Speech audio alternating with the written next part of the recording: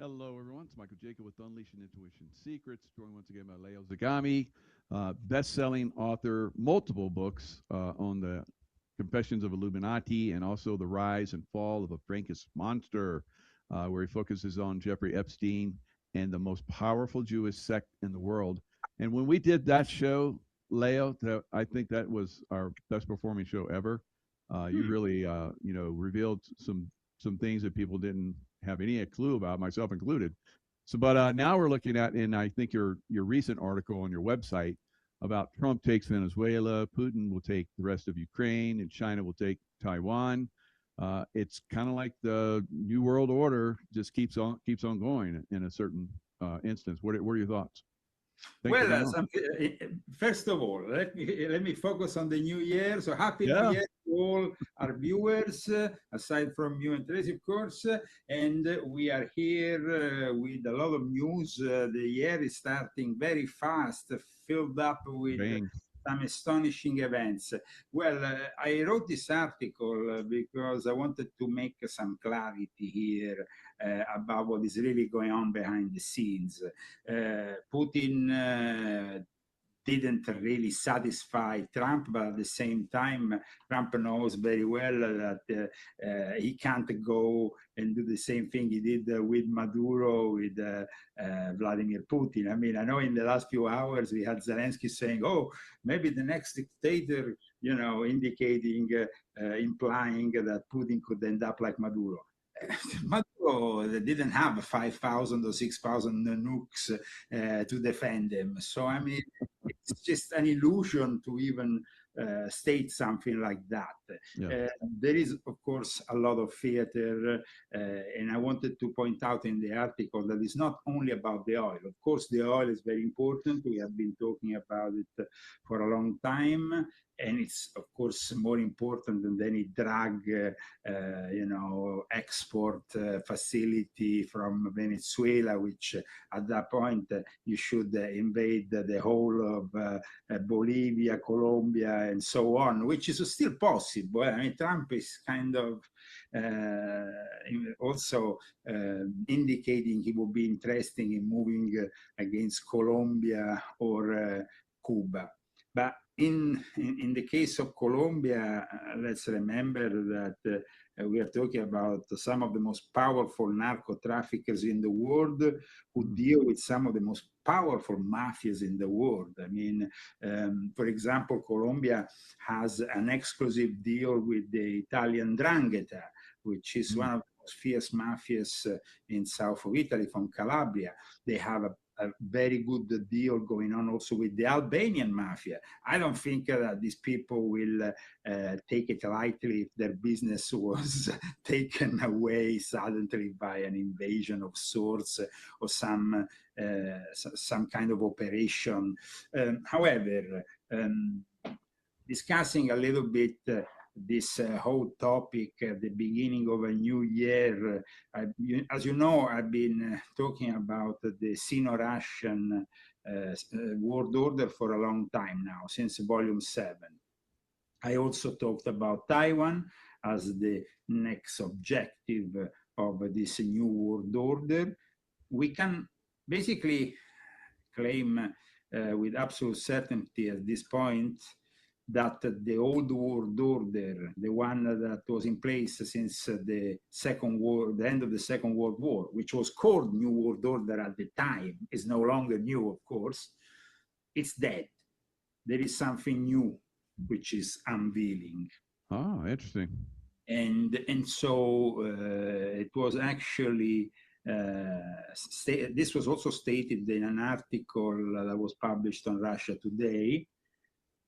And it's a statement that was also made by the Slovakian Prime Minister Fico. And so it's about the end, I repeat, of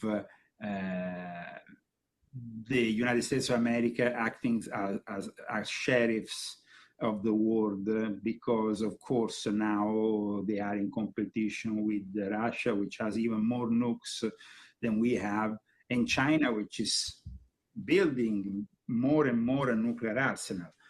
Now, when when I explained this in my books, I said that one of the great strategies behind the New World Order was, of course, Henry Kissinger. He was the guy who architected since the 50s the strategy of tension based on nuclear deterrence. So Taiwan, known also previously as Formosa Island, was and is, of course, historically linked with mainland China. But at that point, after Mao Zedong finished his long march, after the communists took control of the mainland, well, that was the moment in which Kissinger said to very directly to the Chinese, you don't have any nukes, we have them, we showed their potential in Japan, you could be next if you invade Taiwan. Now, we know that since then, that has created a balance, of course, in which certain nations recognize Taiwan, certain others don't recognize it, to not upset China. But the Sino-Russian world order now is in full motion.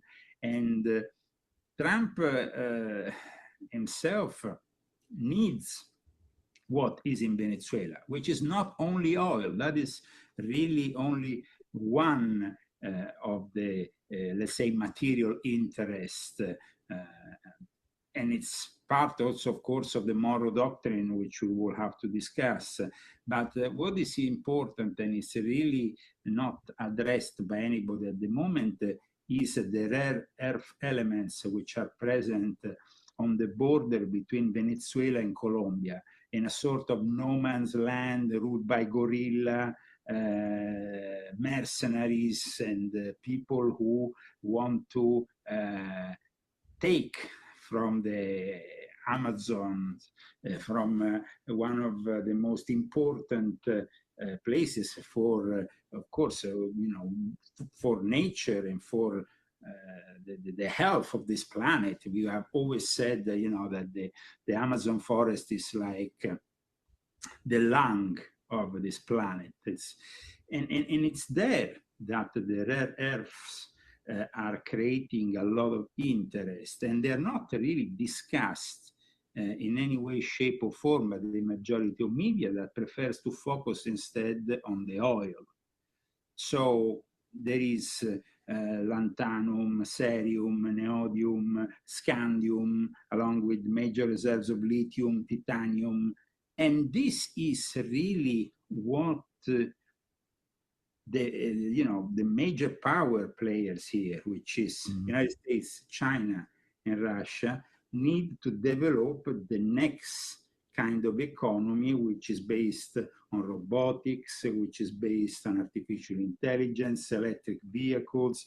And at the same time, let's not forget that there is a lot of these rare earth elements which are also used within the military industrial complex, because they are part of the new technology of war, which is developing very fast and which will make obsolete the old technology. In a few years from now, we will have these Robocops, these military soldiers, which are also robots.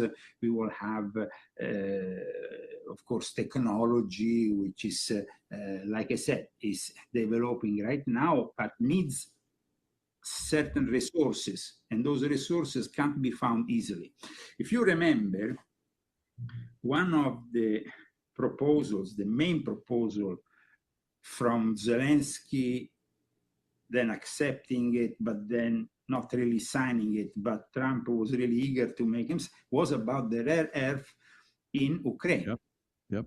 When there was that famous confrontation in the White House that made us finally realize that maybe things were changing, that maybe finally we will have an end to this of this war.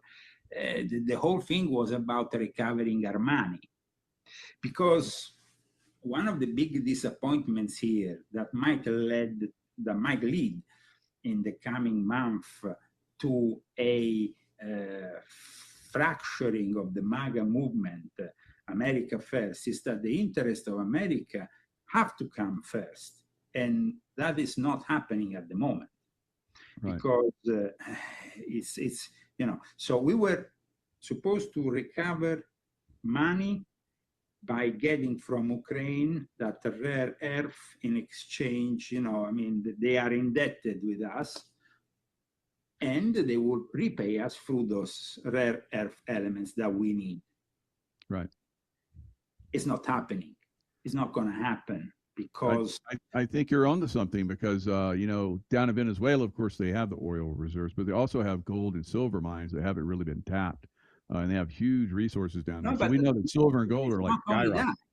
Yeah. It's not only that.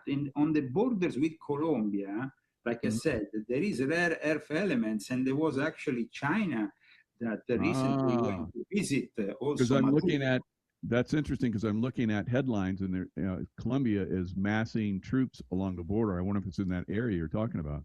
Absolutely.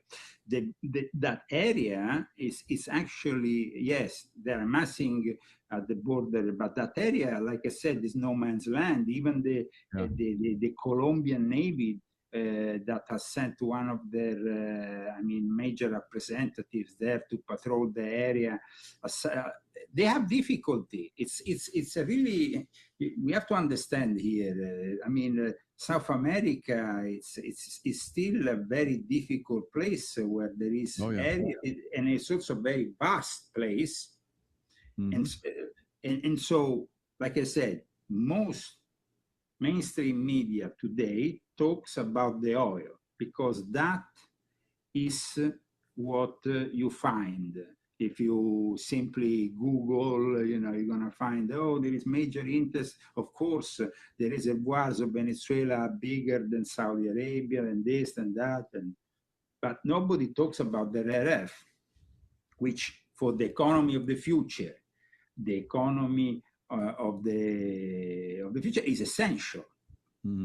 So you have Venezuela where we're in the Monroe Doctrine. You know, Trump has also talked about the Panama Canal. Yes. I was in a Panama Canal invasion. That was all about basically Noriega was like trying to strangle us from using the Panama Canal. So we came in and we built this and we're going to take it back. You know, so that happened. But in Ukraine, I totally understand. Yeah. No, but because the thing is this, you know, they thought they could maybe achieve a deal. Yeah. At one point, Putin, even in Alaska, talked to Trump about the possibility of himself giving rare earth, because they have rare earth in Russia to the US. So, you know, it seemed like things were kind of balancing up. But then, as Putin doesn't want to actually leave those areas where the rare earth is in Ukraine, which the majority is in the Donbass area, and in those areas there. So the fact is, at one point, we have here three major players. These three major players need, in their eyes, to build the economy of the future. Aside from the Monroe Doctrine that, of course, Trump has mentioned in Mar-a-Lago yesterday morning, which is a very important doctrine, at least it was fundamental in the past 2 centuries. I mean, Monroe was a president in the early 19th century. Since then, the things have changed. At the time, if you see the threats against the United States were moved from Spain, from Portugal, from countries, colonial powers, which were on the other side of the ocean, including Great Britain. Of course, we fought for the liberation of this country and the independence of this country against Great Britain.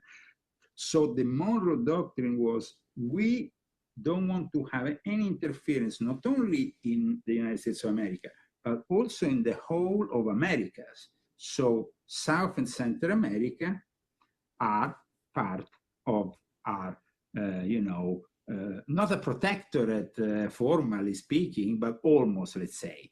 And in the light of that, you also can remember Operation Condor. You remember Operation Condor? Operation Condor Yep. was this campaign that the CIA conducted with all the various banana republics, right-wing dictatorship of the southern cone of South America, which involved coup d'etats and so on. Things that today I don't believe they will be possible, because today is more difficult to hide the information also. You know, you have people simply with a phone in their pocket, which amplify what is happening on the ground. Now, let me tell you some anomalies, though, which I found in the last 24 hours since the operation conducted to arrest Maduro. Mm-hmm. We know that, of course, and everybody's talking about it, in Mar-a-Lago, Trump said he will be in charge. Rubio next to him because he's naturally involved. Also, he has Cuban origins. He always hates all the communists. And rightly so, that's okay. I don't have anything against that. But there is a problem here. They said that the vice president, of course, will carry on. The woman vice president that will carry on this whole operation, in reality, is somebody that we find there since the time of Hugo Chavez. So she's a hardcore socialist. Yeah, she's a hardcore socialist. Not on board with that. Yeah. Delcy Rodriguez is a hardcore socialist. But also we have an information that has surfaced in the mainstream media. The CIA had a key element of Maduro's inner circle to make this possible. So who was this CIA asset? And is the CIA asset safe? Is the CIA asset somebody that could be bought maybe by a better offer coming from China or Russia once things get too heated? What kind of you know, when we think of assets, we have to think of people who can turn around very quickly. You know the score. I mean, it's about double, triple agents, absolutely. Yeah, you know. So people at the moment are focusing on that situation, on the fact that, of course, she went on TV bombastically claiming, we want back Nicolas Maduro, he's our president, give us back our president.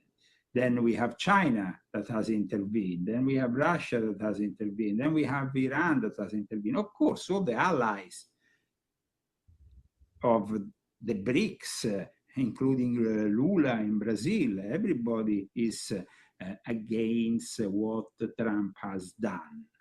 Now, I agree that Maduro was a criminal of sorts, and he was basically a dictator who probably lost already an election and was there illegally. But the problem of conducting this operation is already visible in the mainstream news. Even you don't need to know.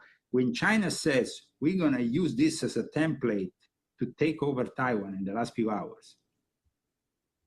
And this actually was said after I wrote my article, and I was like, okay, so it seems pretty clear that, that what I wrote is correct. Yeah, Maduro was meeting with the Chinese delegate just before he was captured, yeah. Absolutely. But like I said, in the end, it's about a gangster kind of mentality on top of all this. So China, of course, says, bring back Maduro. They are all friends with Maduro. If you actually see that video, you're going to see that there is a dialogue between them. And at one point, Maduro says to the representative, oh, I remember you 20 years ago with the other Xi Jinping, with the other Chinese president. So, I mean, these are people from, that go back a long time. because the communist infiltration of South America, especially of those communist dictatorships and regimes that surfaced in opposition to the United States, has always been, see here, he says, what sign are you? Of the horse, I'm of the tiger, and all this kind of BS, Chinese astrological BS. But in the end of the video, it becomes also very clear that these are two old acquaintances. So right. The Chinese have very much a link that goes directly to Xi Jinping and what he has said on New Year's Eve, which is also very important to state again. I mean, on New Year's Eve, this New Year's Eve, Xi Jinping said very clearly, we are one people, you know, we have, the reunification is unstoppable. He invoked the bond of blood and kingship. And that's it. I mean, it's very clear that there is going to be soon the reunification of Taiwan with China. Yeah, they say it right here, reunification of China and Taiwan, calling Beijing's long-held goal unstoppable, invoking the bond of blood and kinship between Chinese people and Taiwan Strait. Yeah. So yeah, it's on. So you're hitting on some really good stuff, Leo. The fall of the New World Order and the beginning of the new World Order. I like that. Yeah, yes, absolutely. Because let's remember, when this term was coined, it was, you know, the end of the 1940s. It was a different world. We were in a world that saw basically two powers, not three powers.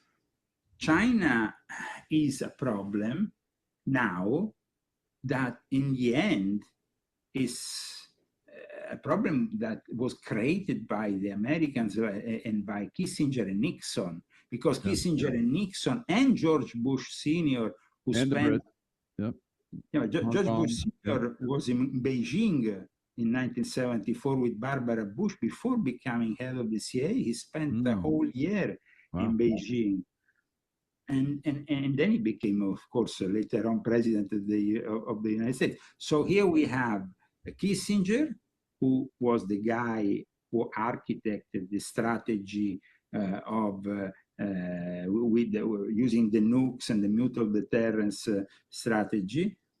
But then he is a guy who is very, I mean, Kissinger is no longer with us. He died at the tender age of 100. He was a Sabbatean Frankist. As I explain in my book, somebody is citing the Sabbatean spread to Asiatic bread, and that's an interesting point. I must have read your book. Yes. The Asiatic Brethren, for those who are following us, and for those who have not read my book on Jeffrey Epstein, are a Masonic outlet of the Sabbatean Frankist, which opened up, let's say, the Masonic and Illuminati network to the Jews who were at the time not allowed to join it. And so the Asiatic Brethren functioned like that. But going back to Henry Kissinger was in a way part of that Asiatic Brethren because he was a key member of the Bohemian Club. Now, if you read my book, and you have read it on Jeffrey Epstein, you know that I focus also on the roots, historical roots of the Bohemian Club, which are traceable to a lodge of the Asiatic Brethren in Prague. So the link is absolutely there. And that's why it's very important to understand Henry Kissinger was a key player of this world order. And he was a key player who Donald J. Trump, for some reason, seemed to have loved and held in high esteem. Now, I will never have held in high esteem Henry Kissinger. I think he was a despicable individual. I think that the guy had so many skeletons in the closet, probably from the whole Cold War, that, I mean, we know almost nothing about what Henry Kissinger really was. I can tell you a few things because I was a member of the Monte Carlo Lodge of the P2. And historically, this lodge built in Europe, next to Italy, in a very privileged environment, which is the Principality of Monaco, hold the names of the most exclusive members of what was known as the P2 Lodge, which was this highly influential lodge in Italy, which ruled basically Italy at one point. I know that for Freemasons here in America who have, you know, a vision of Freemasonry which is mostly social, connected with, you know, some, I mean, it's very innocent compared to Freemasonry in Europe and in particular in Italy. The Freemasonry here can be involved in certain things, but there is very few people at very high levels. The majority of lodges that you have here in America are the lodges that dedicate themselves to, I don't know, pancakes day with the families opening up the lodge, showing their strange rituals, and being involved in something that is more or less like a Rotary Club with an esoteric element attached. It's a social thing. You know, the sheriff, the doctor, the lawyer, the this, the that, they come together, and I must say, in the majority of cases, very good people, patriots, and very honest people. Mm-hmm. So here's a question for you, and that kind of can swing us over to the Iran, you know, narrative. It was either Venezuela or Iran that the cabal was going to target next. Your thoughts, please. So I think Iran is still there, because you have to understand. I mean, Pahlavi, I have written extensively about this topic. I have actually touched on this topic in my books also, because at the end of the Pahlavi empire, at the end of the Shah leaving Iran in those chaotic days, I think of January, what was it, 1978, it was the moment in which Khomeini was about to take power. The gold was brought out of Iran and it was given to the Vatican. So Iran was depraved and they took all the gold and brought it to the Vatican Bank.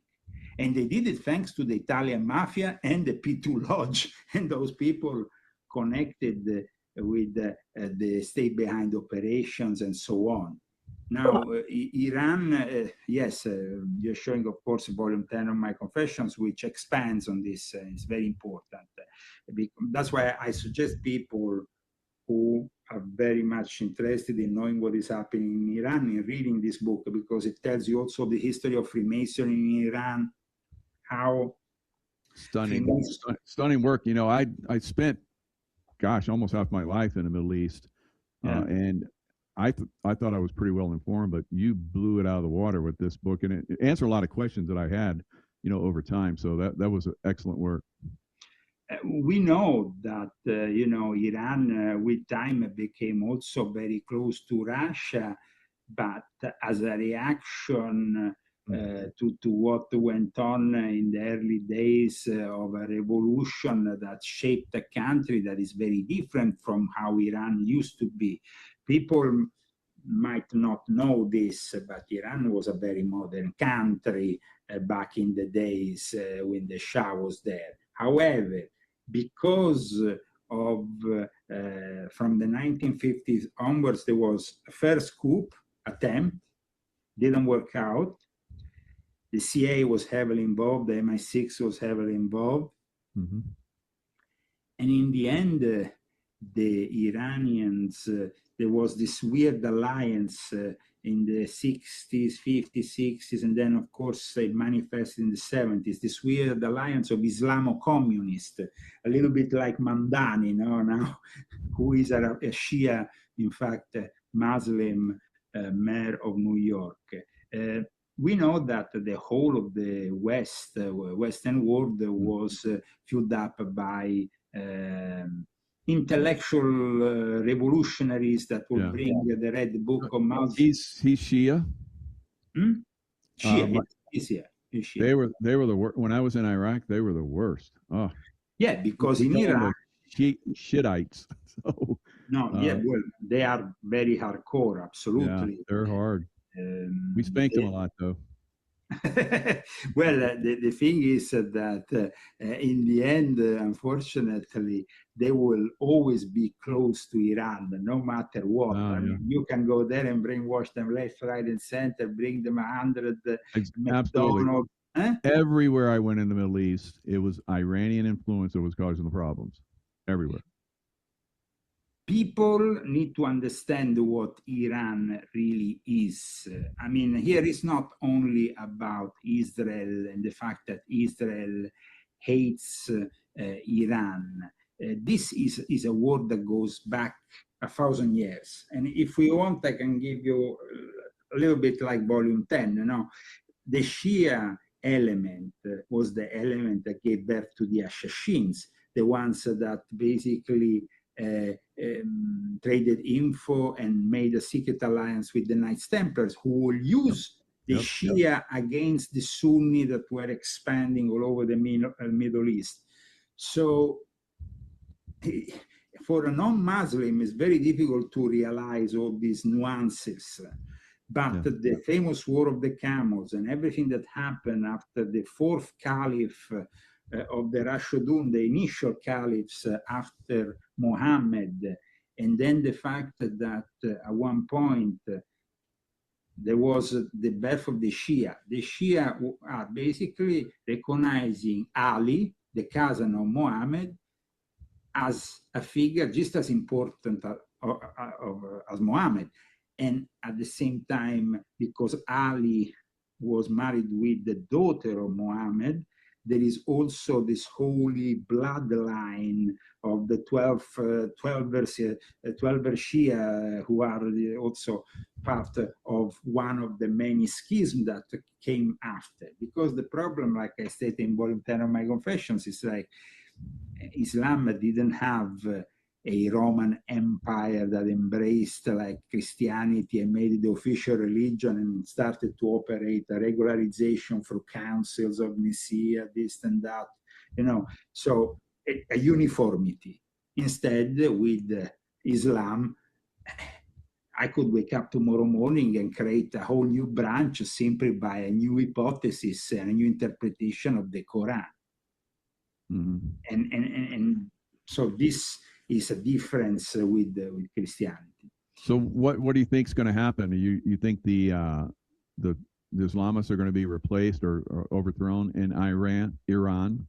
Now that Trump and Israel both have said they're going to back, the people that are trying to overthrow them. Okay, so it's more complex Iran than Venezuela, that's for sure. Marco Rubio said, it's also different from what went on in Iraq. You know, we see a lot of similarities even in the mustache between Maduro and Saddam Hussein, but the two characters are different. And why they're different? They are different, they have some similarities.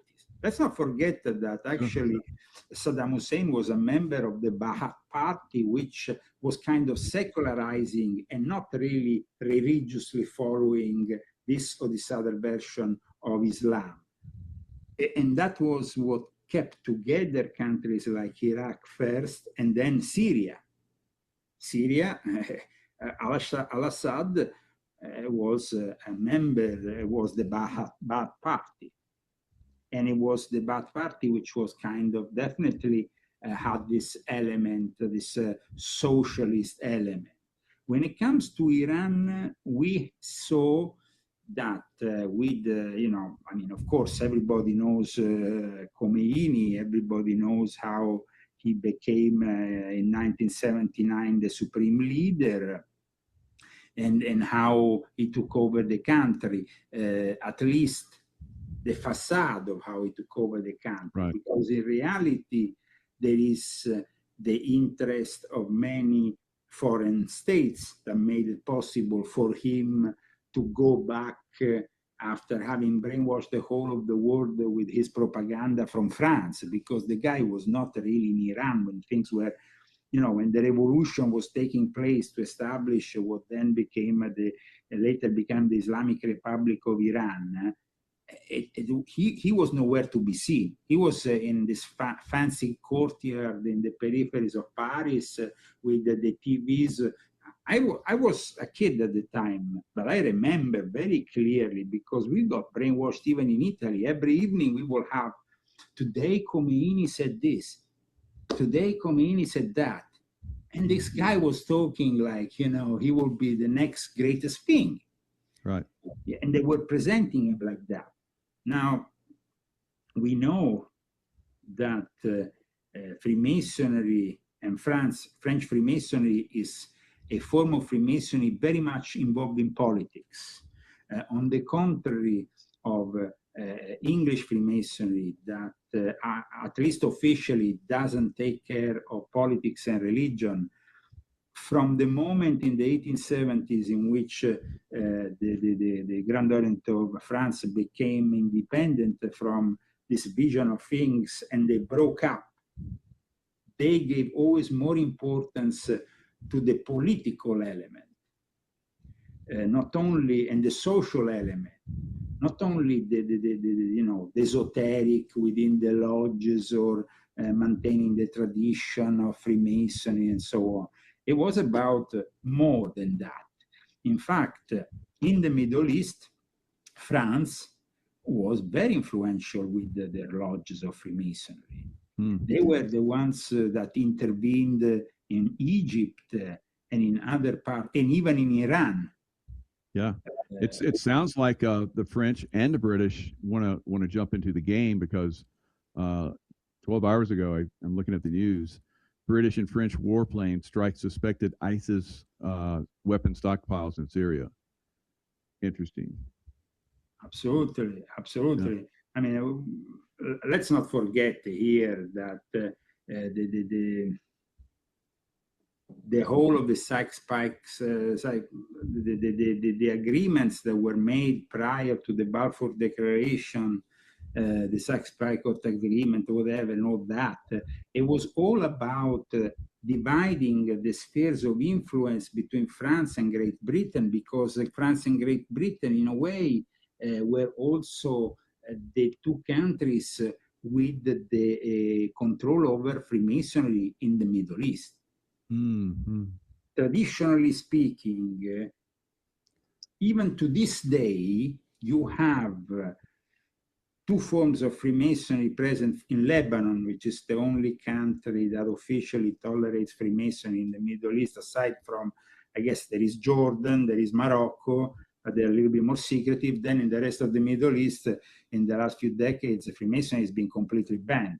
But in Lebanon, there is present both English forms, let's say Anglo-Saxon Freemasonry recognized by the United Lodge of England, as well as lodges recognized by the Grand Orient of France. Even lodges established by the Italians there. So Iran has, when the Shah left the country, the Grand Master there left the country with all the brothers, and they established the Grand Lodge of Iran in Exile, which I talk about in volume 10 of my Confessions, which has an office here in California, in Santa Monica, and it's still active to this day, and is very much a lobby in Washington, which Pahlavi is in contact with the guy who eventually will be brought back to Iran. I agree with you. He's going to come back. There's no question in my mind he's coming back. That is the plan. That is the plan. That's a plan. Yeah. You know, I mean, they want to bring back something with. I mean, it's not like Venezuela. Venezuela is a completely different ball game. Venezuela is, by the way, a territory which is highly influenced by the church.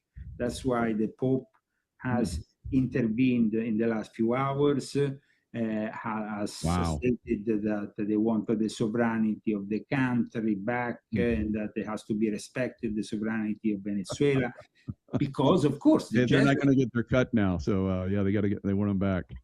Volume 12, as you know, is based on the Jesuits, and their control of Central and South America is essential. I mean, it's a priority. It's always been a priority. They were, the Jesuits were founded in Spain, and they moved along with the Spanish and Portuguese empires in colonizing countries, even as far as Japan, or in the, you know, they went to at least attempt something. Their base was in Goa, in northern India, which was a Portuguese base. So they moved along with the Spaniards and with the Portuguese. And the Central and South America is Spanish and Portuguese. I mean, that is a reality. It's an historic reality. It's not a conspiracy theory. And today, if you go in South America, I mean, you see the legacy of the Jesuits is everywhere. And so Chavez was very much protected by the previous Pope. Chavez was probably in the end poisoned. Yeah, I think so. I remember, I think he was at some kind of event, and President Bush, George H.W. Bush was there, and not George H. It was W. Bush. So the little boy Bush. So anyway, he had a book, and he like put his arm around, and you need to read this. It wasn't long after that he went away. So he messed with the wrong people. Yeah, Chavez, though, the problem is that the legacy of Chavez is still what we are coping with. I mean, yeah, the Monroe Doctrine was not really a priority in the last few decades. No. And for that reason, of course, Russia, as you know, started, but Russia then, when the fall of the Soviet Union, I think at that point, the Americans had the illusion that the Russians were no longer capable of influencing in any way South or Central America. Because, you know, I mean, you were involved yourself as a military at the time. It was all because of guerrilla groups that were founded by the Soviet Union. I mean, they were the big players at the time. Today, the big players are China. China is the one that literally goes and buys. They don't finance guerrilla groups. They simply buy places. They buy ports and say, this is our port. Yeah. We bring our ships, and this is our goods. And that, of course, then there is still Russia involved. And in fact, Russia, let's not forget that Russia was the one that a few weeks ago was said to have sent at least 100 soldiers, specialists, alongside with an important officer. So, but like I stated in my article, and of course people can go and check it on realzagami.com, China and Russia will probably not do anything against Trump simply because now it's convenient for them, because they have an excuse to now follow up on their own projects.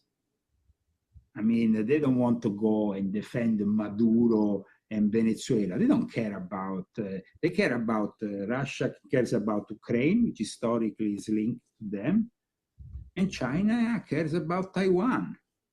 Yeah.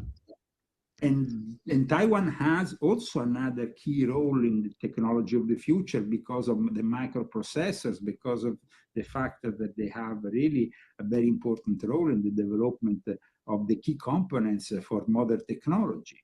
Yeah, everything, yeah. So that's what we're seeing now. We're seeing kind of like these trade groups that are starting to formulate now, China, America, and Russia. So it's a race to see who's going to be able to, America going to, and Israel going to, Iran to help. Israel wants Iran wants Iran to go back to the Shah, which was for them a better way. If they bring back Freemasonry to Iran, in a way, they have a better way of dialogue, of working together, of making business, and so on. However, However, I don't know if a strong Iran with the return of the Pahlavi will be for Israel a completely positive thing. Because let's not forget that the Pahlavi dynasty was not always, siding with Israel, and the Pahlavi dynasty, of course, is historically much older than the. I mean, Israel was born quite recently. Here we are talking about a country with thousands of years of history. That's why you can't simply bring back any person there. They want to bring back the Pahlavi guy who is the son of the last Shah, even if he doesn't have any experience, because he never had the experience of his father of actually ruling Iran. He will be brought back there. There will be as a figure. He's going to be a figurehead, yeah. Of a situation, though, that will be highly controlled by America. But the problem is that at the moment, Abraham Accords. So the Abraham Accords of trading, and I'm looking at it right now. It's UAE, Bahrain, Morocco, Sudan, and Kazakhstan join in and trade. So they want to expand that, and I bet that Iran will be part of that. Iran could be part, but there is a problem here, though. In the because it was 1979, 1978 was the moment in which you have a lot of tension. In the past decades before the revolution, there was this merging of leftist forces and the Shia clerics. The Shia clerics like Khomeini were raised basically in the holy city there where is buried Ali, what's called Najaf, there in Iraq. You know Iraq better than me, so you know the holy city where Ali is buried. So there is this connection, and there was this mix that took place, which is really very weird, because we have elements of socialism and elements of Marxism along with the Islamic elements, and the belief that the Sharia has to be respected in toto, and has to have also a police that controls the ladies that wear the scarf at the right measure, and all that in a very obsessive way. I think that, of course, the fact that this so-called new insurrections or possible potential revolution for a return of the Shah, it's no coincidence that this protest started after Netanyahu went to Mar-a-Lago. I mean, it would be stupid to think otherwise, that there is no involvement of the Mossad. The Mossad must have a direct involvement in this protest. Oh, yeah. CIA and Mossad, yeah. And the protests are growing. Trump is threatening to intervene. And now people would say, what do you expect, Leo, for 2026? You know, I mean, what should we expect? Now, I can give you a very bleak view of the situation. I don't know if you like it, but that's how it is. Let's see what your prophetic, abilities are. Prophetic. I mean, here is, from what I can see, geopolitically moving, Russia is going to expand also their takeover possibly of Odessa, which is a very important city historically. They will. That's going to probably happen this year. Yep. There is definitely no way that at this point we can go and dialogue back with Putin. It's just a waste of time. It was a waste of time probably maybe from the start. But Trump believed somehow, he had promised his electorate. Trump made some promises, and that is also part of 2026. Those promises have been broken, starting from foreign intervention. If we start having foreign intervention in Venezuela, because now with this vice president who is now president, who wants to oppose the United States, boots on the ground might be a necessity, and that will end up in a never-ending war, no matter what they say. And if you have then at the same time Iran, and you want to give a hand to Israel, or we want to help the Iranian people. So back to Venezuela, I think another reason why we went into Venezuela is because they've been controlling the election. Election fraud was coming out of Venezuela through the. That is what I mean. Let's say the legends of the internet, of the mythology of the. Because I understand that the fact that they say, oh, the fraud started from Venezuela, and so Trump wants to go there because of the fraud. Guys, Trump wants to go there because it's the biggest reservoir of oil in the world and the biggest also reservoir of rare earth in South America, which is essential for the future of our country. If you want to compete with China, China has already flying cars, robots all over the place, and what do we have? So just be realistic. It's not about some ideology. Yeah. Oh, the elections have been. Yeah, Trump likes to, now.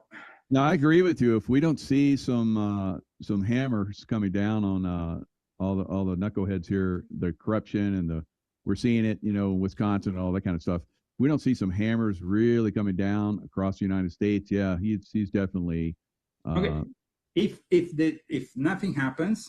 And if people like you are, today you are actually stating something that I hope people remember. I mean, if Trump doesn't do something, he's going to face defeat for his party in the midterm elections.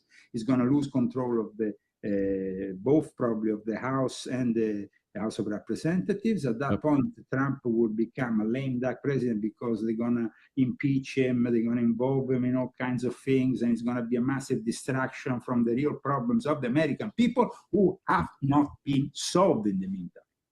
Good point. Yep. So people think that. So if he doesn't do it, I think we will. I think there will be massive protest from, organized people like myself.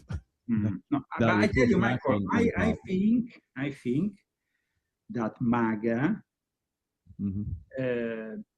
it's gonna expire after the midterm elections. The whole concept of backing Trump will evaporate when there is a massive defeat, because at that point it will. It's gonna be quite. His party is gonna rebel even against him, because if they want to have a future, the politicians, they don't care about an ideology. You're right. It won't matter that if we rebel against them, the Democrats will totally annihilate him, like you're saying. They'll impeach him again and just stop everything he's trying to push forward. It'll be a defeat all the way around. Now, some people say MAGA is dead already. I think that the concept of making great America should never be dead. It should be alive always in our hearts, regardless of the political movement that is representing, and that Trump claims to be, the guy who decides what makes America great. He says in regards to Venezuela, well, I want this country to be surrounded by peaceful neighbors, or neighbors that are friendly, this and that. It's not really in the doctrine of our founders of this great nation, the United States, that said that we shouldn't enter in any kind of confrontation with other countries for interests that basically go beyond the United States of America. So, yes, when it comes to the Panama Canal, I agree. We needed to do something strong. I mean, here we are talking about some, it's a strategic thing that was created with the death of many Americans and the work of many Americans. And so it's ridiculous to suddenly have the Chinese taking over the show. Yeah. But having said that, I think that MAGA is dead because all these infights are completely ridiculous. Yeah, I think that if we had to symbolically, you tell me, come today on the show and we discuss 2026. I think to discuss the future, we need to know our past. And what happened in 2025 with the death of Charlie Kirk, I think symbolically, it's the moment in which there is a fracturing of what used to be a very compact movement. Yeah. I don't know if that happened only because of his death or because his death coincided with a series of variable things that happened. But think about it. I mean, now it's like, it's a soap opera. Candice Owen against Alex Jones. Alex Jones against Candice Owen. I mean, you're grown-ups. What is this? BS. Tim Poll against this, and then the guy says that, and then we have Ben Shapiro. Guys, this is really showing not only the fracturing, Correct. Yeah. but it's showing really that, of course, we all knew that Trump had put together many different elements together, and we were very, very eager to make America great again in the way that Trump promised. But if you promise things and you don't deliver them, then it's a big, not only it's a big disappointment, because the thing is, okay, Trump, during his, a long campaign that started from the moment of the 6th of January and after, when Biden took control of the White House, Trump started his campaign for regaining control of the White House. And we supported him. We supported him because we believed that he could really change things. When we saw a guy like Joe Biden, we were horrified that the White House could be in the hands of a senile idiot who pooped in his pants and who didn't know where he was, and he was talking to the ghost that the people, they were not even, I mean, it was just literally the most powerful man in the world. The commander-in-chief was represented by a senile idiot. It's just like incredible. So, of course, at that point, then these brilliant minds of the Democrat Party chose Kamala as a possible successor. I mean, it's like choosing, I don't know, from a third. So you went from dumb to dumber to dumbest to dumbest. At that point, obviously, we had to believe that maybe Trump could do something better. Trump, at the same time, took a lot of money from a lot of powerful people, though. And amongst those powerful people, there were friends of Jeffrey Epstein. There were people he's still protecting to this day. He compromised himself along the way because he wanted to win at all costs.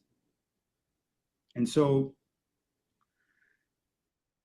he said, yeah, sure, we will do this, we will do that. And it's not about, at that point, it's not about a guy who lives, in the middle of nowhere in some place in the United States who sent his $2 to the campaign. It's about Elon Musk, who was giving him millions of dollars. It's about the big donors. We have to be really realistic about this thing.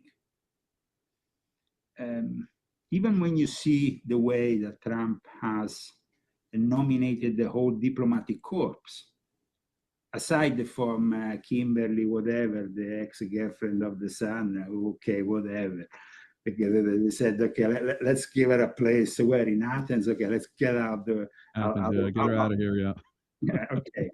But the other ones paid like 20 millions, 40 millions, 50 millions to become ambassador in Italy or in France, or in France, okay, it was a relative. Yeah. So I'm not sure if it's true, but I've heard from other people that when he endorses someone, he gets paid to endorse people. So I'm not knocking. I love Trump, but there's lots of, we have to always question. We have to look at different things, and that's what we're doing right now. Yeah. Now, what if Trump does start to do the MAGA thing and starts to arrest people and goes into Colorado and frees Tina Peters and all these other things? What do you think happens then? Okay, it doesn't really change the fact that when I went to the supermarket this morning, the butter was costing double as it was costing 5 years ago. I don't care about arresting whoever. You can arrest Barack Obama and hang him on the thing. If I go and pay, and at the end of the day, I don't have the money to buy my food, I don't care about it. So, I mean, yes, I understand that there's a satisfaction. The enemy gets arrested, but does it give you food? Does it put food on the plate? Does it put your healthcare in place, in the right place, when now people are risking to pay 4 times, 5 times as much? And it's not a question of being, you know, a leftist, a Democrat, or whatever. It's common sense. What Trump has been doing is generating a backlash that will bring a landslide victory for those idiotic and evil Democrats that at that point will take over the whole show. And then they might even place Governor Newsom in the White House. I mean, maybe Vice President AOC. Guys, at that point, remember, and I stated here on January 4th, 2026, if that happens, remember, the only person responsible is Donald J. Trump. He's the only one who should be arrested at that point. Because if you let Governor Newsom become the president of this great country, and you screw it up for everybody. Yeah. Now, some people don't think you're a Trump supporter, but you voted for Trump, and you. I was the president. Let's make it. You're just being realistic here. I agree. We need to look at this stuff. Let's make it clear, guys. I was involved in the organization of the Coachella Valley event, which was over 105,000 people here. I mean, I was the president of Italians for Trump, which we founded, and the Italian-American community was on board from the start with Trump because of us.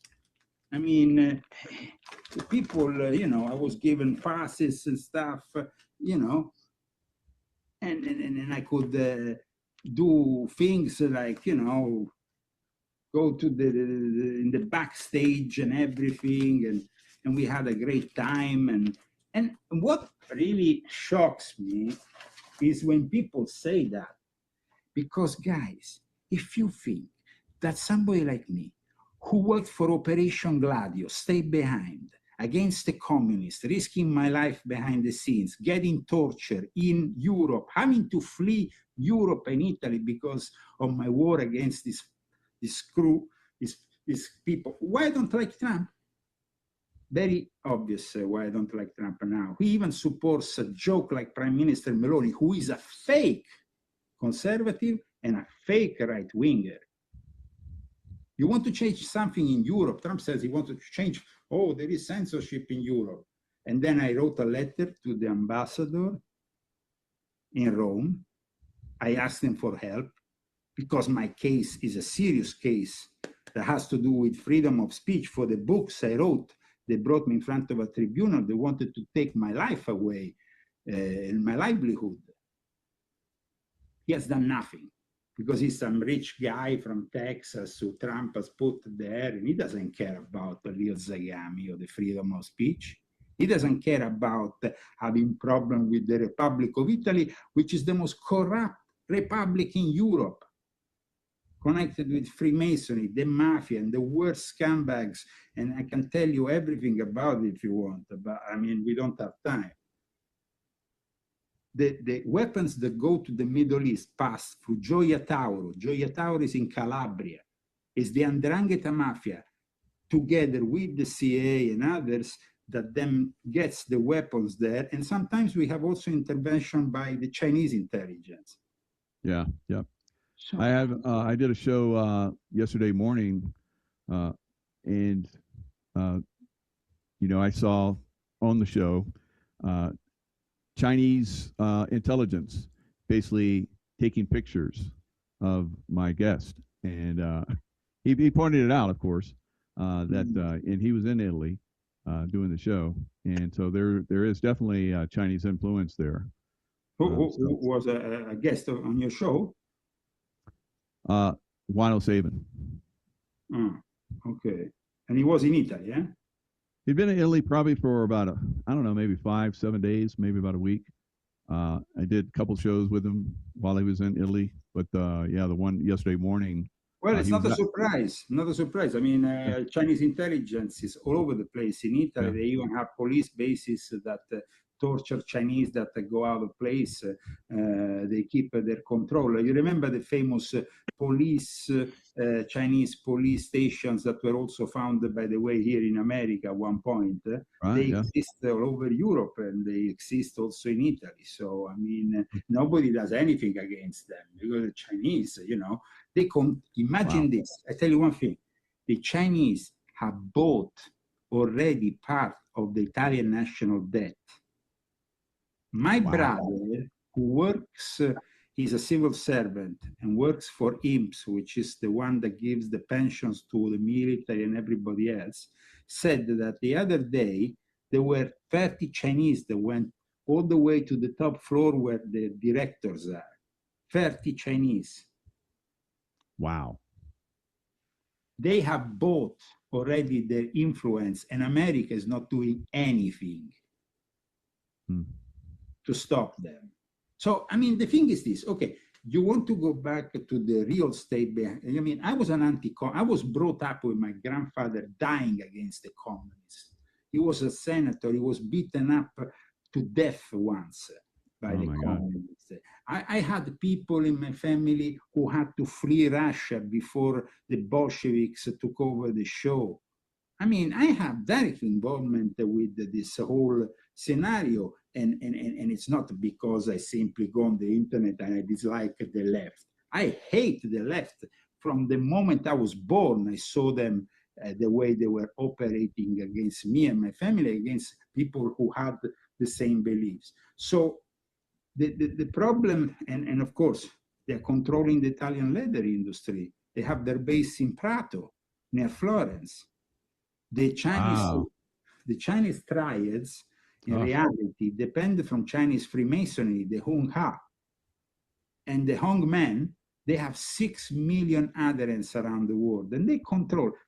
People think that it's you know, why do the Chinese have all the dry cleaners? And they think it's a coincidence. They don't, why? They have all the dry cleaners. You know how it works? Let me tell you how it works. The Chinese Communist Party and the Xing Party, which is the party of the Freemasons of China, organizes a meeting with thousands of Chinese families from a specific part, maybe of China or various parts of China, and then says, okay, this is the plan, this is the business, these are the countries in the world, go and do it, and take over their show. And that's what they do. This is the money to buy the activities. Now you own all the dry cleaners in the world. What does that mean? I tell you what it means. It means that if they want to kill you, they can do it in a second. They simply put poison on your clothes. Wow. I bet there's been a lot of people that have gone that way, and no one knows anything about that. You know, so I always try to have a good relationship with my Chinese dry cleaners. But in any case, it's true. I mean, the people, they just here in California, we have one of the most important historical lodges of Chinese Freemasonry. Wow. During the pandemic, you remember at one point Xi Jinping came to California, and there were people with the communist flag like this in San Francisco. You remember that? Yeah. Well, during that time, Xi Jinping, of course, then they went to this, there is a place historical where there's this lodge, which was born out of the guy who then was the founder of modern China. Now, the founder of modern China happens to be the same for both the mainland and for Taiwan, because up until the division sanctioned by Mao Zedong with the birth of communist China, Taiwan was still with mainland China. Yeah. So, Kai-shek, yeah. Yes.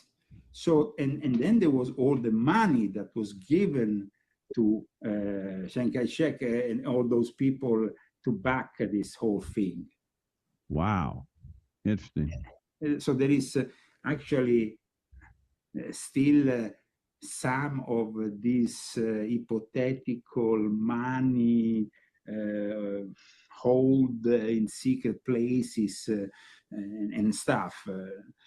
But yeah, there's all this talk about Chinese dragon families that have all this money. you remember that point. There was also they arrested 2 Japanese at one point in Italy, then they disappeared. Then I was called into the question. I went to Tokyo. I talked with the representative was because people, Benjamin Fulford, who, by the way, pretends to be a alternative kind of source of information. He's a tool of the Chinese Freemasons. He was initiated. Really? Cat's out of the bag. How about that? Woo, you just blew him up, Leo. Good job. I always knew there was something strange about him. So he just it wasn't clicking his information. It's like disinformation one week and a little bit of truth the next week, and it's like it just never really clicked. No, I mean, I went there with my with Christy. We were in Tokyo, and at one point I was in his apartment, and I see this stuff on the wall, and it was compass and square stuff which I could recognize. So I confronted him, and he confirmed that he had been initiated in the Chinese Freemasons. He described me also the initiation. They bring you downstairs. There's a bunch of dead bodies of skeletons with the incense burning, and it's very basic. It's like, you're not going to go back upstairs. You're going to stay with them if you don't take this oath and respect it for the rest of your life. Now, at one point, Benjamin Fulford was brought by me in Rome and then Milan to meet with a series of people, and then and he there confirmed, yes, Leo, I work for the Chinese. So what's a Canadian influence? He's Canadian and he's been working in Japan. He talks about all these crazy stuff, but he was because he was working with Forbes. He used to be actually Forbes, a serious journalist. He was the head of the Asian bureau back in the day. Yeah. And then suddenly the Chinese got hold of him. They got hold of him because people might not know that, but the Chinese also have Japanese initiates in their Freemasonry. Their form of Freemasonry is very different from our forms of Freemasonry. It's very simple. This secret society existed from a very old time. But when they saw the symbols of Western Freemasonry, like all the things the Chinese steal, they stole those too, including the compass and the square. but then they created the Chinese Freemasons. But the reality is a completely different thing from Western Freemasonry. They have also regular Chinese Freemasonry in Taiwan, which still exists in Taiwan. But like I said, the actual Hongmen is a completely different thing. It's also known as the Tian Tui, as the Society of Earth and Sky. Is known. It's a very complex history that goes back also to the beginning of martial arts and the way they were spread by the Shaolin monks, and then so. Let's say that the Chinese Freemasonry is also connected with the spread of Chinese martial arts, Wing Chun, and what we commonly refer to as Kung Fu and all the rest. Yeah, I studied that very deeply for a while. Now, well, that's a very when you get butter, what kind of butter do you get? I just have to go off topic because you're obviously Italian and you know cooking. Well, I simply tend to get organic if I can, because I like you are showing, of course, our family cooking book. I will always suggest to use the best material possible. You never want to, I think that the important thing in life is not to exceed with, spending a lot of money in buying, expensive this or that. But when it comes to food, remember that you are made out of what you eat. So you want to invest in your own health. You want to limit the intake maybe of certain things. Like this year I've decided, for example, that for a few months I'm going to limit the intake of meat, probably for a period, just so I can, purify myself. Nice. And but of course, it's not that I'm going to probably maintain it for the rest of my life, because I know that in the past, when I had a vegetarian diet for 1 or 2 years, at times then I needed to find alternatives, and it wasn't so easy. Right. But, yeah, I did the same. But I mean, these are the things. It's about definitely quality over quantity, and that is the important thing. Very good. Now, there's another one off topic. Sufi. The Sufis. I never asked you about this. I always meant to. So the Sufis, obviously in Islam, they're kind of like the, they're outcast. But I've always liked the Sufis, and they have their roots in Persia. And well, actually, they had their roots in Persia because they have the roots in Shia Islam.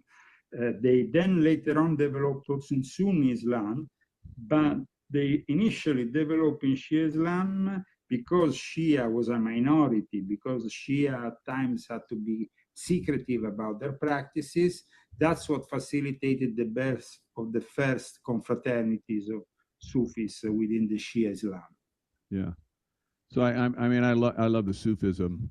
They're very spiritual. The whirling dervish, Rumi poetry.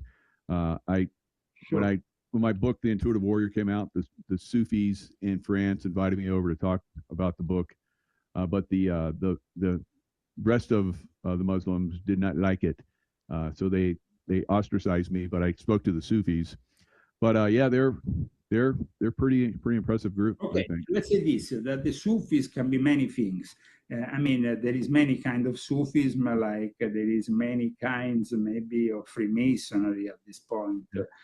I would say though that the Sufis, there is the Suf, like I explained in volume 10 of my Confessions, it was the ideal ground also for connecting with Freemasonry, because Freemasons, having this secretive nature, this initiatic nature, understanding certain mystery school traditions. Let's not forget that Sufis is not only Islam.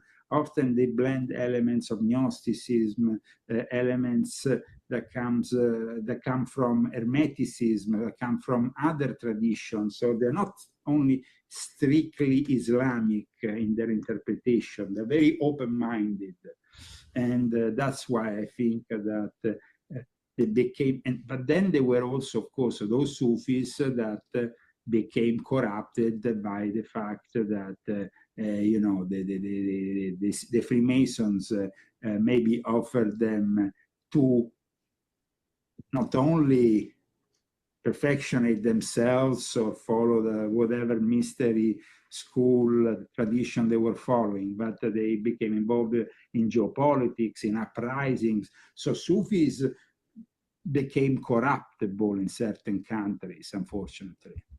I see you have some problem with your camera. It's going a little bit all over the place. Yeah, you managed to fix it? Acting up. It does that sometimes. Okay. Turn it off and turn on the other one. Okay, perfect. Kind of. So the thing is that in this, we have a Western initiatic system, but then we have an Eastern initiatic system. And then, of course, we have a Middle Eastern initiatic system where the Sufis are at times the Illuminati of the situation, let's say.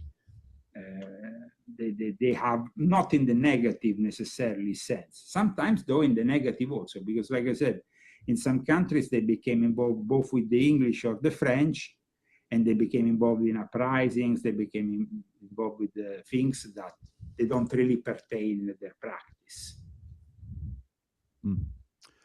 So, wow, what a great show! A lot of insights on a lot of different things. Going back to that visit of Xi Jinping with with Gavin Newsom. Let's not forget that Gavin Newsom was received in China like he was a pop star. Like he was like, you remember that visit that Newsom did in China? It was like 2 or 3 years, and he was like, wow.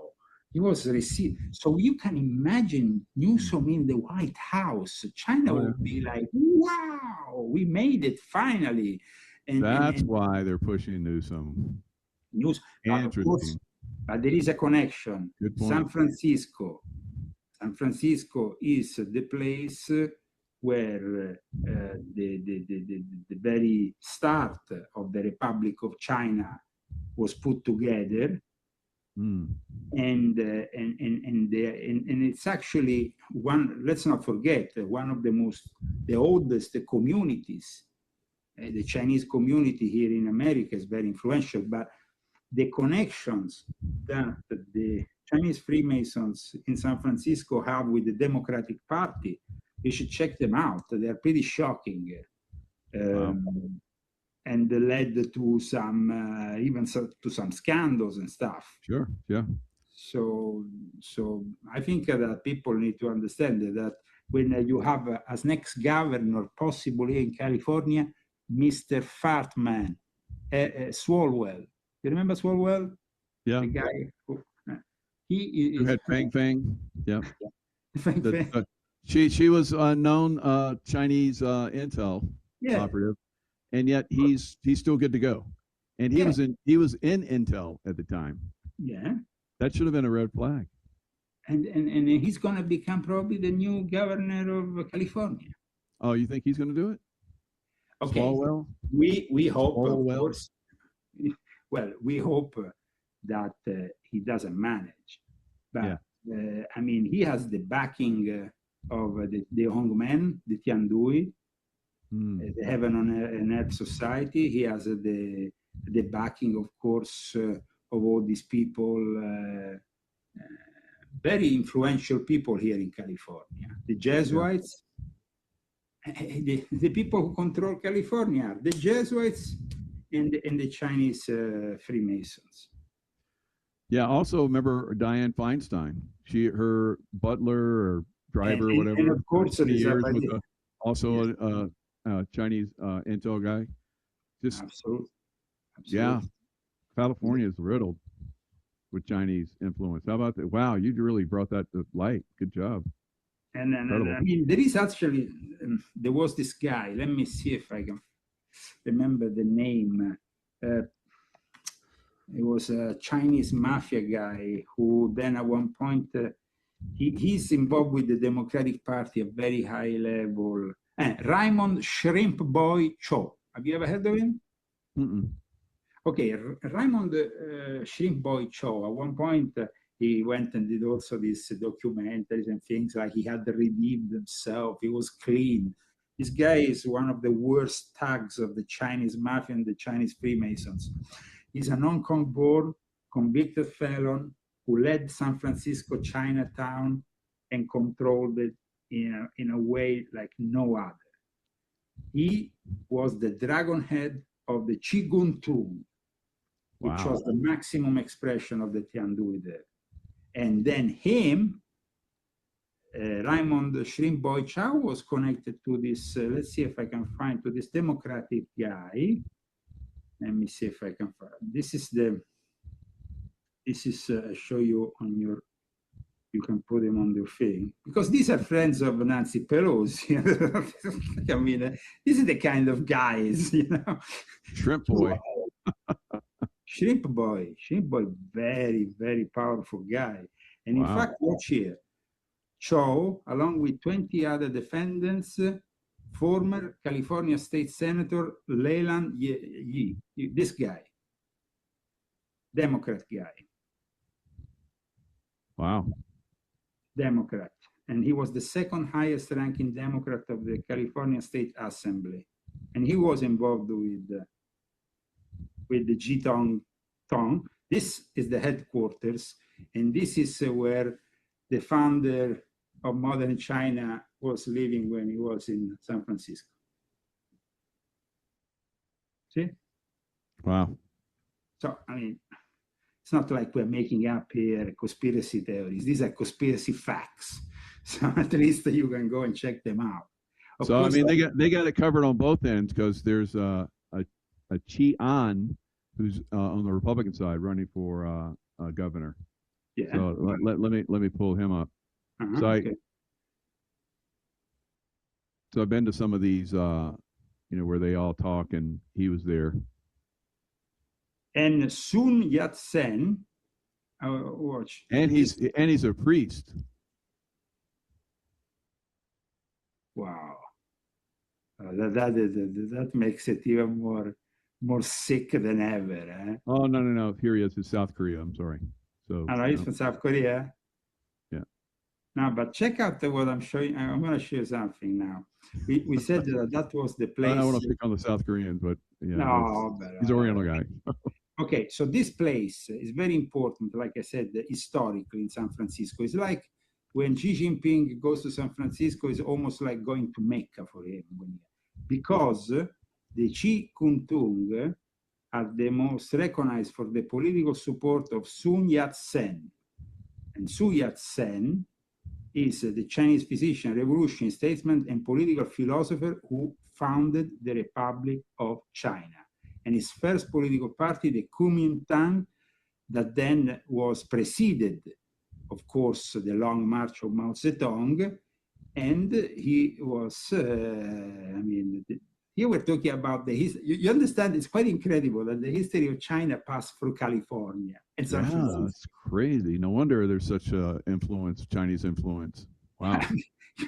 Here you're talking, and now that, and after the success of the 19th, soon proclaimed the establishment of the Republic of China. Now, the Republic of China today is Taiwan. Yeah. After because then, so is this a good against bad? We have the communists, and we have the Republic of China. No, there is no good against bad. There's no good Chinese involved here. Oh, wow. Let me tell you the truth. When I was actually, I remember, because then at one point I remember, I'm not in contact any longer with Benjamin Fulford, but 3 or 4 years ago, at one point I was discussing, Taiwan and mainland China, and he said one honest thing to me. He said, PMS, well, that we took the same oath, and that in Taiwan, we have already all our men ready. There is not going to be even need to shoot anybody. We already take over the show in a few minutes, not even a few hours. So they're going to just take the Chinese right on in, huh? The thing is that their lodges already control part of Taiwan, and they're already so well infiltrated in the military and everything that the moment. So the crazy thing about us sending billions of dollars of weapons to Taiwan, because people would say, Zagami is wrong. America is sending billions of dollars of weapons to Taiwan to defend themselves from mainland China. No, idiots. We are simply giving billions of dollars to the military industrial complex and to those people who continue to make money. And we Americans are financing this disgrace. That's the problem. Wow. Yeah. I mean, Lockheed Martin is making money, not the average folk. Oh, God, yeah. Yep. No? So, I mean... Well, you blew it all up again, Leo. So it's, God, the Chinese influence around the world, and especially in California, and pushing their peeps, Gavin Newsom, into the White House. Boy, you're right. They would be like jumping up and down. They'll own America then. They would be like most happy, because I repeat, if you simply want an experience of Gavin Newsom in China, you go and find it probably on YouTube, Gavin Newsom in China, and it's like, I don't know, I mean, like they received a hero, It was like, I mean, it was even almost embarrassing, the way they and the way we received Xi Jinping with the communist flags in San Francisco like this, and cleaning up San Francisco that was literally full of feces and other stuff, and cleaning it all up so it all looked perfect for the arrival of Xi Jinping. I mean, come on, guys. It's just like a joke. And who was the guy who everybody who made all this possible? It was the Sabbatean Frankist Henry Kissinger, which I explain in my book on Jeffrey Epstein, was excommunicated by Rabbi Antelman. Actually, I have a photo of the excommunication of Henry Kissinger in my book, which I can show you. This was the Rabbinical Council that excommunicated Henry Kissinger. Henry Kissinger, went to Israel and then ordered a sandwich with prosciutto. It's not kosher, guys, in any way, shape, or form. Oh my God, in their face with it. Oh, that's so funny. What a knucklehead. So, and you know, the Rothschilds, or the Sabbatean Frankists, own 20% of the Chinese National Bank. Just so. Well, here's a good question for you. I heard the Chinese were promised by the deep state to be the next world leader. Well, I said it, you know, this year I celebrate 20 years of Illuminati Confessions. And in 2006, when I started my confessions online, I said that the model the Illuminati, the elite, was aiming for was the Chinese model, because that's the model of complete control over the masses. And that's why you're well on the way. Klaus Schwab's son. I had no idea until this conversation, really. I thought they were like, back end player trying to make it to the top, but looks like Klaus Schwab's son lives most of his time in Beijing. He has an office there. That's where the Great Reset is about Russia and China, but mostly China taking over the world and installing their cyber Satan, their AI communist. Right. And about control over religion, because that was also the deal with the Vatican, which I've been talking about in my books. The deal with the Vatican that started in the fall of 2018 and that was renewed until now, which now makes the Catholic Church a state church, where the images of Jesus are at times substituted with the images of Mao Zedong. And there is a complete compliance with what used to be the nationalistic Catholic Church, which was created by the Communist Party in the 1950s. Yeah. So they nominated the Communist Chinese their own bishops, and then suddenly the Vatican now recognizes them. It's just absurd. Mentally, that makes me just insane. Yeah. So here's somebody saying Russians will inherit the top spot. So maybe it's a race to the top, like you said, the new world order. So the new world order. It's a Sino-Russian world order, and the alliance between Russia and China is an alliance that we can't understand, but it's so strong that nothing can break it. Believe me. And the two of them combined, that would be a hard one to defeat. Wow. And along with them, you have, of course, Iran, North Korea, and all the various paria states or whatever around the world, but also the ones that now want to play BRICS and want to play alternative to the United States. So now, actually, the whole thing is becoming more and more impactful also against the dollar. Yeah. So this is great. So this is where everybody should be looking. When you see this jockeying for power, the bigger picture here is United States, trying to exert its influence. And Epstein was giving the info on how to deal with the Trump to the Russians. Wow, interesting. And that is another big problem. So Trump has unfortunately some skeletons in the closet at this point that Russia is able to. I think that we should you should never believe again in any promise of peace, At this point, it's clear that Russia is going to advance, and it's going to complete their mission in making Ukraine their own. And if you see, at this point, I noticed this, and I want to close the show with this thought. Okay. We have three players, major players, who now are taking a stand in a new direction for a new world order. Yep. Venezuela, Trump, and maybe Greenland next, and maybe some other country next. Colombia, Cuba. Yeah. Canada. Okay. At that point, China does the same. Russia continues to do the same. Right. Europe is the loser. The big loser of all this is Big Europe. time. And of course, Great Britain, which is starting to, they still have, of course, the backing of the Commonwealth, this big organization of the former empire. That City of London, yeah.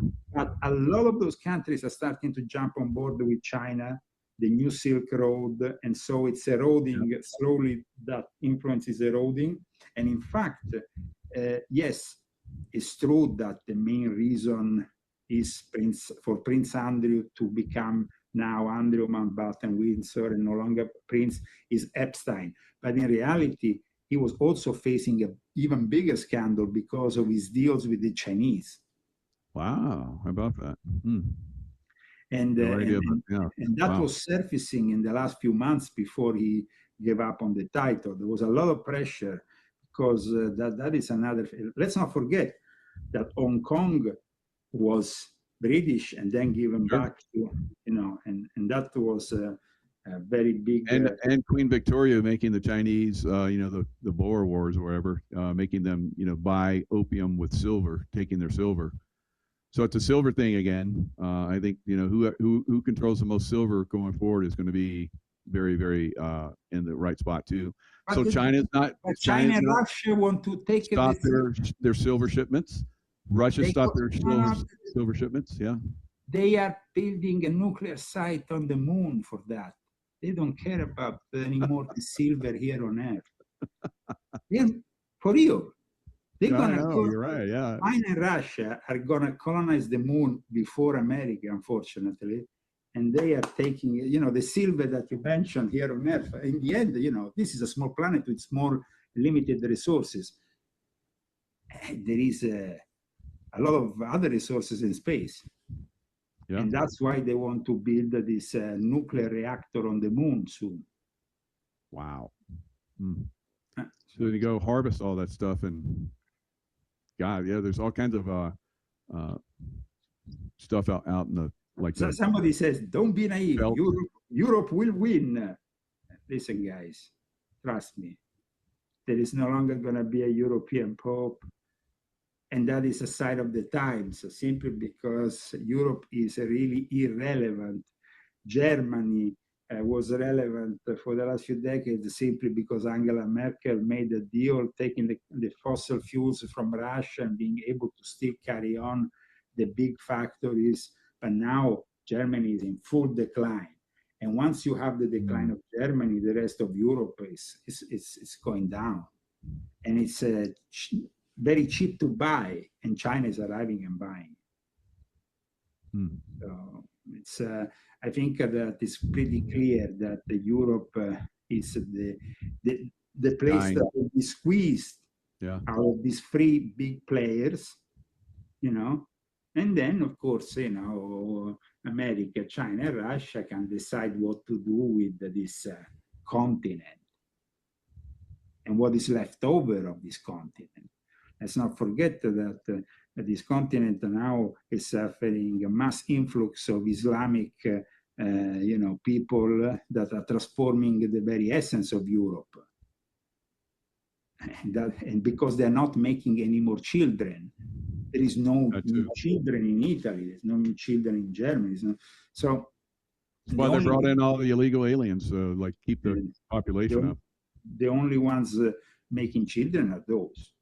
Yeah. So I think that people need to know that the great loser here is Europe, but don't think that, of course, the Illuminati and the elite is not present in Europe. That is their birthplace.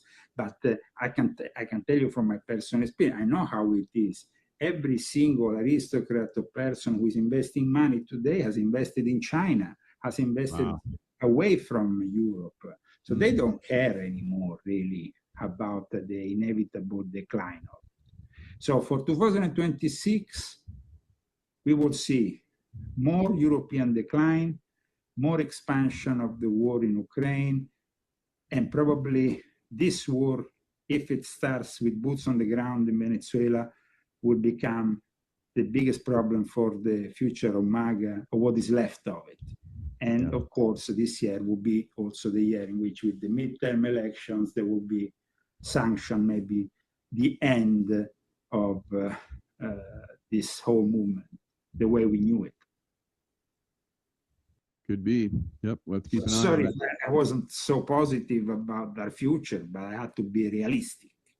Yeah, you do, and you know, that sometimes that wakes people up and pushes in the direction it needs to go. So don't always like have, you know, your eyes on a certain direction. You have to look big picture. You know, be observant of everything that's going on, and maybe you can switch what's coming down the road, like we're talking about. You know, like Alternative for Deutschland, for example, which wanted to be the alternative that Elon Musk was pushing in Germany. Well, in the last few weeks and months, most of the leaders have been literally killed by the German intelligence. That's right. Wow. And they are being killed just like the ones from the Golden Dawn in Greece a few years back when they tried a similar approach. There is no way you can oppose what they are trying to do in Europe, which is simply an economy of war. They think that they can substitute the old economy with an economy of war. But the problem is that the war doesn't go on forever. And once the economy of war is finished, what are you going to do? What are you going to offer the future for 500 million people in Europe? So we are much better off here on this side of the world for the moment, though we have our own problems. And our own problems started to resemble the problems of Europe and Great Britain with the first Islamic mayor in New York, which I think is the first of a long series of Islamic mayors. Now in the United Kingdom, in England, the major towns, all the major cities are all in the hands of Islamic mayors. And that is because the New World Order knows very well that Islam is a way, it's a religion they can work with. They can control better.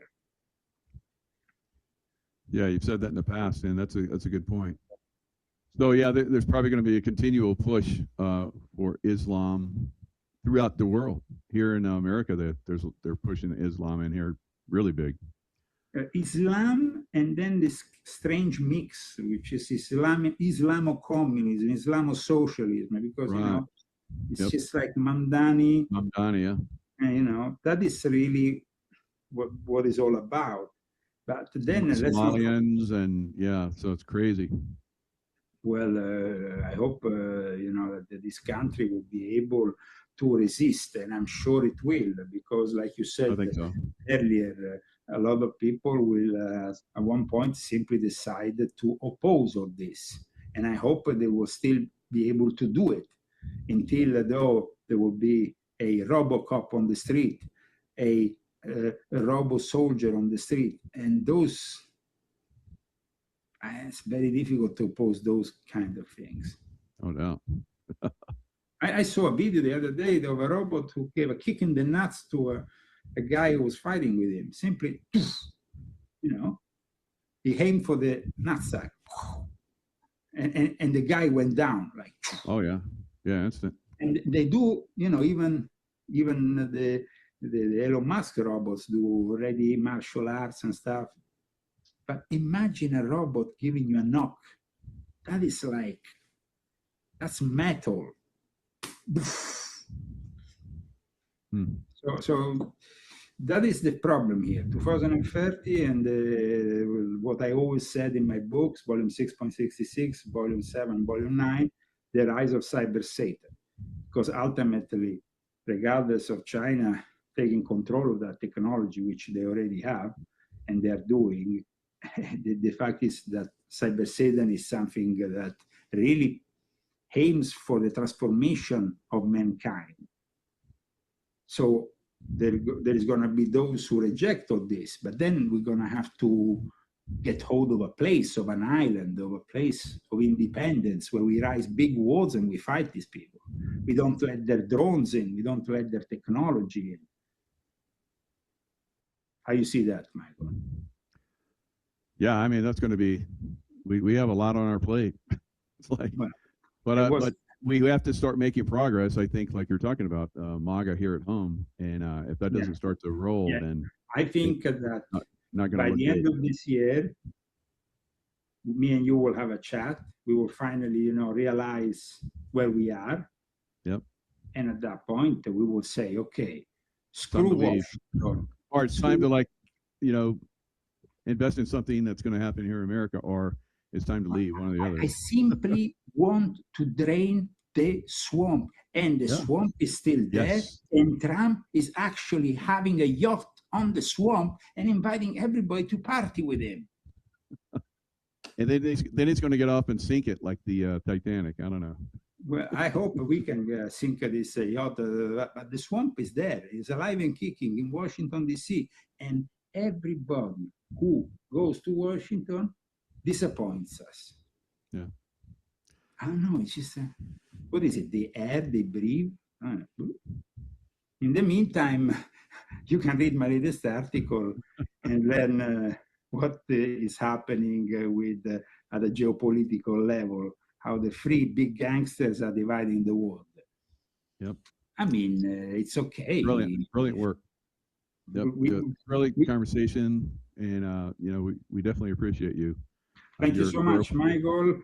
Thank you for your audience for this great start to the new year. I will be now in the next few months deep immersing myself deep in my next literary project, which I hope looking forward to it. That hopefully is going to come out before the summer.